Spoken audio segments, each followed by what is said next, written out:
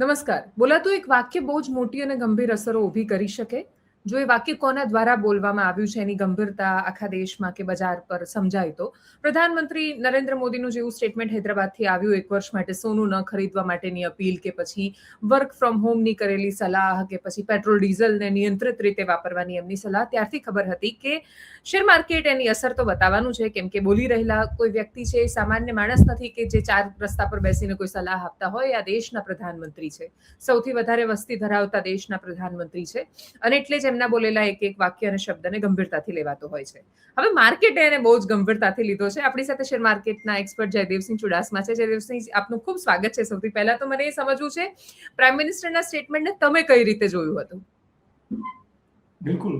ગઈકાલે જે રીતે પ્રાઇમ મિનિસ્ટર નરેન્દ્રભાઈ મોદીએ જે સ્ટેટમેન્ટ આપ્યું તે કરંટ સિચ્યુએશન પ્રમાણે એક ભારતની મજબૂરી જ ગણી શકાય. અને ઓવરઓલ જોવા જઈએ તો દેશ જ્યારે આઝાદ થયો ત્યાર પછી ભારતની સામે જે ચેલેન્જીસ હતી તે ઘણી બધી હતી. અને તેમાં ખાસ કરીને જ્યારે દેશ આઝાદ થયો ત્યારે પેટ્રોલિયમ પ્રોડક્ટ્સની જે આયાત હતી તે, ત્યારબાદ ગોલ્ડ અને સિલ્વરની આયાત, જે એક સ્વાભાવિક પ્રક્રિયા હતી કારણ કે ભારતમાં તેનો કોઈ યોગ્ય વિકલ્પ નહોતો.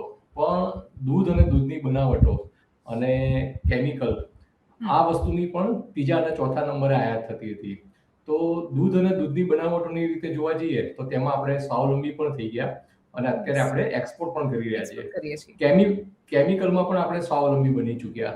પણ પેટ્રોલિયમ પ્રોડક્ટ્સ અને ખાસ કરીને ગોલ્ડ અને સિલ્વરની જે આયાત છે અને તેમાં પણ ભારતની પ્રજાનો ગોલ્ડ અને સિલ્વર પ્રત્યેનો જે મોહ છે તે અવિરતપણે વધતો ગયો. અને જેમ જેમ દેશની ખરીદ શક્તિ વધતી ગઈ તેમાં મોટા ભાગમાં લોકોનો ગોલ્ડ અને સિલ્વર પ્રત્યે જે લગાવ છે તે સતત ચાલુ રહ્યો.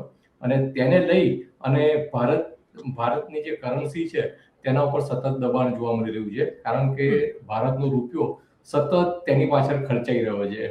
તો આ એક મોટી સમસ્યા દેશ જ્યારે આઝાદ થયો ત્યારે પણ હતી અને અત્યારે પણ આ પરિસ્થિતિ વધતા ક્રમે જોવા મળી રહી છે. અને તેનું જ એક નેગેટિવ રિફ્લેક્શન ભારતના રૂપિયામાં જોવા મળી રહ્યું છે અને ડોલરની સામે રૂપિયો સતત નબળો પડતો જાય છે. તો આ જે સમસ્યા છે તે ઘણા સમયથી છે અને હાલમાં ઈરાન અને અમેરિકાને લઈને જે પરિસ્થિતિ નિર્માણ થઈ છે અને હોર્મુઝ ખાડી છે તે સંપૂર્ણપણે બંધ થઈ ચૂકી છે. તો તેને લઈ લોજિસ્ટિક લેવલે પણ ઘણી બધી ચેલેન્જીસ આપણી સરકાર સામનો કરી રહી છે અને ઘણી બધી જે કોમોડિટી છે તે ભારતમાં આવતી બંધ થઈ ગઈ છે. તો તેનું નેગેટિવ રિફ્લેક્શન ધંધા રોજગારમાં પણ ખૂબ જ જોવા મળી રહ્યું છે. તો આ વસ્તુનું જે રિફ્લેક્શન છે તેને લઈ અને પ્રધાનમંત્રીશ્રીએ પ્રજાજોગ અપીલ કરી છે કે બની શકે ત્યાં સુધી ગોલ્ડની ખરીદી આવનારા 1 વર્ષ સુધી ટાળવી જોઈએ.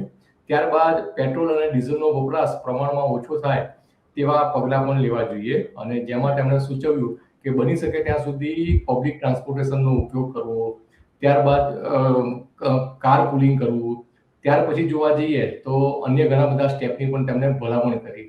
તો આ જે સંજોગો નિર્માણ થયા છે તે હાલની પરિસ્થિતિને લઈને થયા છે અને ભારત સરકારની જે મુદ્રાસ્ફીતિની પરિસ્થિતિ છે તેમાં તેનું ડેમેજ પણ જોવા મળી રહ્યું છે. મતલબ કે ભારતનું જે ફોરેક્સ રિઝર્વ છે તેના ઉપર પ્રેશર જોવા મળી રહ્યું છે અને આ પરિસ્થિતિ જો લાંબા સમય સુધી જળવી રહે તો ચાલુ ખાતાની ખાધ છે તે પણ ડેમેજ થતી જોવા મળે. તો તેની જે દૂરોગામી ખરાબ નેગેટિવ અસર છે તે આવનારા સમયમાં વધતા ક્રમે જોવા મળે.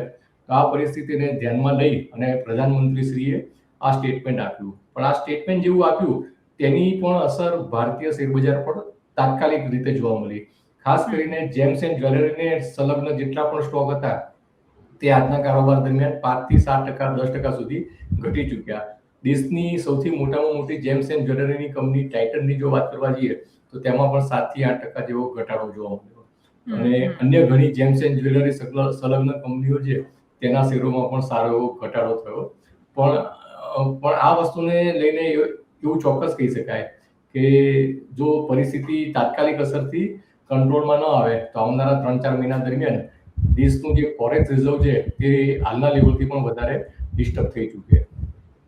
અને રૂપિયો પણ આઈ થિંક ખાસ ઓલરેડી બહુ ડિસ્ટર્બ છે એટલે આવનારા સમયમાં એ જેટલી ઝડપથી નીચે જઈ રહ્યો છે એ જોતા એ 100ની નજીક અથવા 100 પર પહોંચવાની સંભાવનાઓ પણ બહુ રહેલી છે આ સ્થિતિને જોતા. એ પણ આવનારા સમયમાં કદાચ બહુ મોટી અસર કરશે આપણા અર્થતંત્રને. બિલકુલ, આપની વાત બિલકુલ સાચી છે. આપણી કરન્સી જે નબળી પડતી જાય છે, જેમાં વડાપ્રધાનશ્રીએ ગઈકાલે ઘણી બધી વાત સૂચવેલ, જેમાં એક વાતનો કદાચ તેમણે ઉલ્લેખ નથી કર્યો. ખાસ કરીને ઇલેક્ટ્રિક ઉપકરણોની પણ જે અણઘડ આયાત છે, તે પણ આપણી કરન્સીને નબળી બનાવી રહી છે. મતલબ કે લોકો વાત-વાતમાં ટેબ ઇમ્પોર્ટ કરે છે, વિવિધ પ્રકારના મોબાઈલ ઇમ્પોર્ટ કરે છે અને જે ટીવીમાં પણ જોવા જઈએ તો ઘણી બધી એમએનસી બ્રાન્ડો છે, તેને ખૂબ જ મોંઘા ભાવમાં લોકો ઇમ્પોર્ટ કરી રહ્યા છે. તો આ વસ્તુને લઈને પણ ભારતનો જે રૂપિયો છે તે બહાર જઈ રહ્યો છે. ત્યાર પછી જોવા જઈએ તો ટુરિઝમને લઈને પણ જોવા જઈએ તો જેમ જેમ લોકોની ખરીદ શક્તિ વધતી જાય છે તેમ તેમ તેઓ વિદેશ પ્રવાસ પણ કરતા થયા છે. છેલ્લા 2 દાયકા દરમિયાનની હિસ્ટ્રી એવું બતાવી રહી છે કે ભારતમાંથી વિદેશ જતા પ્રવાસીઓની સંખ્યા છે તે વાર્ષિક 36-37% ગ્રો થઈ રહી છે. જ્યારે વિદેશમાંથી ભારતમાં આવતા પ્રવાસીઓની સંખ્યા છે ઘટે તે છે. સિંગલ ડિજિટમાં જ છે. તો આ વસ્તુનો જે ડિફરન્સ છે તેને લઈને પણ ભારતની જે કરન્સી ઉપર નેગેટિવ અસર જોવા મળી રહી છે. તો વડાપ્રધાનશ્રીએ એવું પણ સૂચન કર્યું છે કે બની શકે ત્યાં સુધી વિદેશનો પ્રવાસ પણ ટાળવો જોઈએ અને ખાસ કરીને જે ડેસ્ટિનેશન વેડિંગના નામે પણ લોકો વિદેશમાં જઈને લગ્નો કરે છે તો તેનાથી પણ દૂર રહેવાની તેમને સલાહ આપી છે. તો આ વસ્તુ અત્યારે પ્રમાણમાં ઘણી સાર્થક અને સૂચક ગણી શકાય અને તે કંટ્રોલમાં આવે તેવો તે દેશ હિતમાં જરૂરી પણ છે. કોઈ પણ ઘટના અથવા કોઈ પણ નિવેદન એને મોટે ભાગે બે રીતે જોવાય કે એક પોલિટિકલી જોવાય ત્યારે સ્વાભાવિક છે કે પ્રધાનમંત્રીના જૂના સ્ટેટમેન્ટને યાદ કરાય કે તમે એવું કહેતા હતા એક સમયે કે ભાઈ 100 કરોડનો દેશ છે, આપણે ઈચ્છીએ ત્યારે ઇન્ટરનેશનલ પ્રેશર ઊભું કરી શકીએ એટલે આ પ્રકારની કોઈ સ્થિતિ હોતી નથી જ્યારે એ ડોક્ટર મનમોહનસિંહની સરકારની આલોચના કરતા હતા એટલે. પણ જો આખી આ વાતને માત્ર પોલિટિકલી ન જોઈએ તો પ્રાઇમ મિનિસ્ટરનું આ જે સ્ટેટમેન્ટ છે એ કેટલું મહત્વનું છે, બીજું કે લોકો એને જો ફોલો કરે તો આપણા અર્થતંત્ર પર કે પછી આ વૈશ્વિક પરિસ્થિતિઓની સામે પહોંચી વળવા કે લડી શકવા માટે આપણે એમાં કેટલા સક્ષમ થઈશું, કેટલું મદદરૂપ બનશે?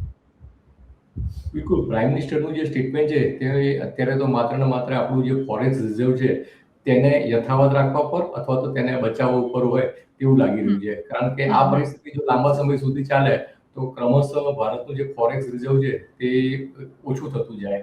તો તે દેશ માટે વ્યાજબી બાબત ન ગણી શકાય અને આગળ ઉપર ઘણી બધી ચેલેન્જિંગ પરિસ્થિતિ નિર્માણ થાય.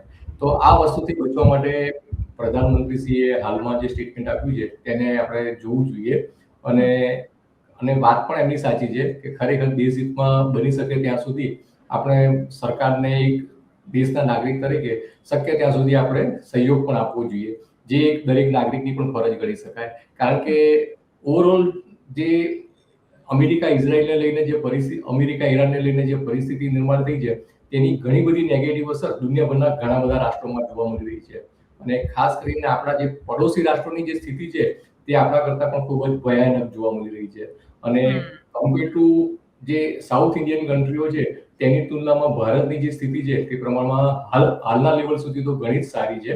કારણ કે ભારતમાં કોઈ એવું પેનિક સિચ્યુએશન નિર્માણ થતી જોવા નથી મળી, પણ દુનિયાભરના ઘણા બધા રાષ્ટ્રોમાં ઘણી ખરાબ પરિસ્થિતિ જોવા મળી રહી છે. તો આપણે તેને ધ્યાનમાં લઈ અને બની શકે તો સરકારને આ પ્રશ્નમાં ચોક્કસથી સહયોગ આપવો જોઈએ. માર્કેટ માટે મારો શેર માર્કેટને લઈને પ્રશ્ન છે કે દરેક વખતે આવી જ્યારે કોઈ પણ સ્થિતિ હોય ત્યારે હંમેશા બધા એવું કહેતા હોય છે કે માર્કેટ ખરાબ સ્થિતિમાં હોય ત્યારે એમાં એન્ટર થવું એ બહુ સારો સમય હોય છે.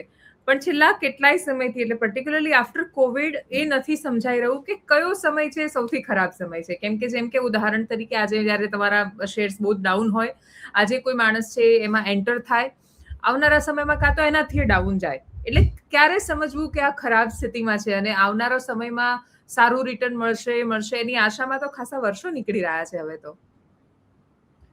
બિલકુલ, ઓવરઓલ શેર બજાર છે તે કોઈ દિવસ સીધી લીટીએ ચાલે નહીં. ઉતાર ચઢાવ એ શેર બજારનો એક ભાગ ગણી શકાય અને રોકાણકારોએ તેને સ્વીકારીને ચાલવું જોઈએ. અને હું દરેક વખતે કહું છું કે ભારતમાં આપણે જે સેન્સેક્સ વધ્યો અને સેન્સેક્સ ઘટ્યો એ જે ઉચ્ચાર કરીએ છીએ તેનું ફૂલ નેમ છે સેન્સિટિવ ઇન્ડેક્સ. એને શુદ્ધ ગુજરાતીમાં કહેવાય સંવેદનશીલ સૂચકાંક. મતલબ વાત-વાતમાં તે સંવેદનશીલતા બતાયા કરે અને આ પરિસ્થિતિને રોકાણકારોએ સ્વીકારીને ચાલવું જોઈએ. પણ ઇતિહાસ એવું દર્શાવે છે કે જ્યારે પણ કોઈ પણ ઘટાડા આવે ત્યારે સમય જતાં એવું તમને પ્રતીત કરાવતા હોય છે કે જે તે સમયે જે ઘટાડો આવ્યો તે રોકાણ માટેનો શ્રેષ્ઠ સમય હતો. ભારત જેવી અર્થવ્યવસ્થાની વાત કરવા જઈએ તો આજે આપણો 140 કરોડનો દેશ છે અને ડે બાય ડે જે ભારતના જે નાગરિકો છે તેની ખરીદ શક્તિ વધતા ક્રમે જોવા મળી રહી છે. અને ઘણા બધા સેક્ટર વાઇઝ જોવા જઈએ તો તેમના જે ત્રિમાસિક ગાળાના પરિણામ અત્યારે કરંટ ચેલેન્જિંગ ભર્યા સમયમાં પણ આવી રહ્યા છે, તે પણ પ્રમાણમાં ઉત્સાહજનક આવી રહ્યા છે. ખાસ કરીને ભારત સરકારના જો આંકડાઓની વાત કરવા જઈએ તો જીએસટી કલેક્શનના જે આંકડા છે તે અત્યારે લાઈફ ટાઈમ ઉત્તમ સ્તર ઉપર ગણી શકાય. તો કરંટ સિચ્યુએશનમાં પણ આપણું જે અર્થતંત્ર છે તે અન્ય રાષ્ટ્રની તુલનામાં ખૂબ જ સારી અને ટકાઉ રીતે આગળ વધી રહ્યું છે. અને ખાસ કરીને ભારતને ફાયદો શું છે, તો ભારતનું જે અર્થતંત્ર છે તે એક્સપોર્ટ આધારિત નથી, તે ડોમેસ્ટિક કન્ઝમ્પશનના જોર ઉપર ચાલતું અર્થતંત્ર છે. અને આપણું 85% જે અર્થતંત્ર છે તે ડોમેસ્ટિક કન્ઝમ્પશન ઉપર ચાલે છે. અને આ ટાઈપનું અર્થતંત્ર હાલમાં વિશ્વમાં ક્યાંય જોવા ન મળે. તો ટૂંકા ચેલેન્જિંગ ચોક્કસ આવે, પણ તેને પહોંચી વળવા માટે ભારત જેવું રાષ્ટ્ર સક્ષમ છે. અને ઘણા બધા આર્થિક આંકડાઓ, ખાસ કરીને ઓટો સેલ્સના આંકડા એવું દર્શાવી રહ્યા છે કે તે ડબલ ડિજિટમાં ગ્રોથ કરી રહ્યા છે. ભારતની સૌથી મોટામાં મોટી કાર ઉત્પાદક કંપની છે, તેનું જે વેચાણ છે તે અત્યારે લાઈફ ટાઈમ ઉત્તમ સ્તર ઉપર છે. તો આ બધી પોઝિટિવ વાત છે. તો નજીકના સમયમાં કોઈ પણ ઘટાડો આવે અને જે રોકાણકારોને અનુકૂળતા હોય અને મધ્યમથી લાંબા ગાળા માટે રોકાણ કરી શકતા હોય, તેમને ક્વોલિટીને આઈડેન્ટિફાઈ કરી અને ફૂલ ઓફ કોન્ફિડન્સ તેમાં રોકાણ કરતા રહેવું જોઈએ.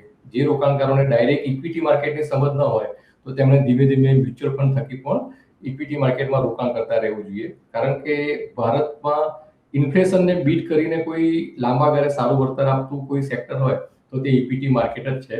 અને તેમાં અત્યારે હિસ્ટ્રી એવું દર્શાવે છે કે તમે 5, 7, 10, 15 વર્ષના ગાળાથી રોકાણ કરતા હો તો તમારું વળતર ડબલ ડિજિટથી પણ વધારે મળતું હોય છે. Very true. એમ કેમ કે રૂપિયો જે હદે ઘસાઈ રહ્યો છે, જોતા લાગતું નથી કે 5% એફડીમાં તમે મૂકી રાખો પૈસા તો તમારે એટલી ને એટલી વેલ્યુ પણ જળવાયેલી રહેશે આવનારા સમયમાં, જે રીતે આખું પૈસામાં આખું પરિવર્તન દેખાઈ રહ્યું છે જોતા. છેલ્લો પ્રશ્ન મારો જયદેવભાઈ, કે આવનારા સમયમાં હજી તમને શું લાગે છે કે માર્કેટ હજી ડાઉન જવા તરફ છે, કેમ કે યુદ્ધમાં બહુ જ અનિશ્ચિતતા છે? તો એક તો કયો સમય બહુ સારો સમય રહે માર્કેટમાં એન્ટર થવા માટે, અને કયા સેક્ટર બહુ સારા રહે? બિલકુલ. ભારતીય શેર બજારોની જો વાત કરવા જઈએ તો જ્યારે યુદ્ધની શરૂઆત થઈ તે સમયે તેના ટોપથી 5 થી 6% ઘટી ચૂક્યા હતા. અને જ્યારે યુદ્ધની શરૂઆત થઈ ત્યાર પછી વધારે 9 થી 10% ઘટ્યા. મતલબ કે તેના ટોપથી 15-16% ઘટી ચૂક્યા. અને છેલ્લા 2 થી 3 સપ્તાહ દરમિયાન ઓવરઓલ જોવા જઈએ તો તેના ઘટ્યા વધારેથી લગભગ 4 થી 6% સુધીની મજબૂતાઈ પણ જોવા મળી. પણ ઓવરઓલ જોવા જઈએ તો જે રીતના આંતરરાષ્ટ્રીય પ્રભાવો આગળ વધી રહ્યા છે અને ખાસ કરીને ભારત જેવી અર્થવ્યવસ્થા માટે સૌથી જે કષ્ટદાયક પ્રશ્ન હોય તો તે આંતરરાષ્ટ્રીય લેવલે જે ક્રૂડના ભાવની વધઘટ છે તેને લઈ અને ખૂબ જ અસમંજસ ભર્યો માહોલ છે. કારણ કે યુદ્ધની જ્યારે શરૂઆત થઈ તે પહેલા ક્રૂડના ભાવ $70 આસપાસ હતા અને હાલમાં ક્રૂડના ભાવ છે તે $120 સુધી પહોંચી ચૂક્યા છે અને અત્યારે $103 થી $105 આસપાસ કોન્સોલિડેટ થઈ રહ્યા છે. તો ક્રૂડના ભાવમાં જે મજબૂતાઈ છે તે ભારત જેવા અર્થતંત્ર માટે ટૂંકાથી મધ્યમ ગાળે ખૂબ જ નેગેટિવ બાબત ગણી શકાય. કારણ કે તેનાથી ભારતનું જે ઇમ્પોર્ટ બિલ છે તે સતત વધતું રહે છે.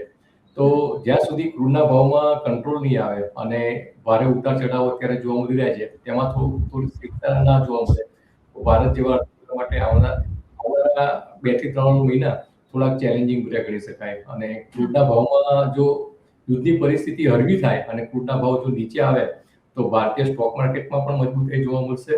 અને અન્ય ઘણા બધા પેરામીટર એવું દર્શાવી રહ્યા છે કે કરન્સી અને ક્રૂડને આપણે જો વાત કરી દઈએ તો ભારતીય અર્થતંત્ર પ્રમાણમાં સારો દેખાવ કરી રહ્યું છે.